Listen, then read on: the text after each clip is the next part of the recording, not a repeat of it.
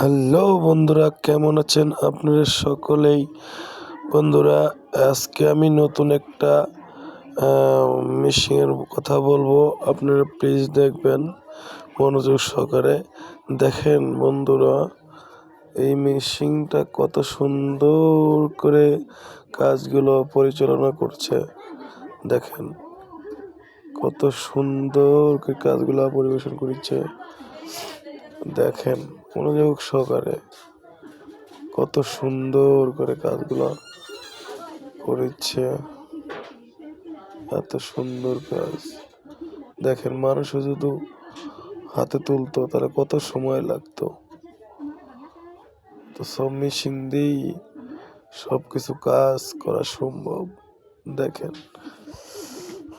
দেখেন কত সুন্দর করে কাজগুলা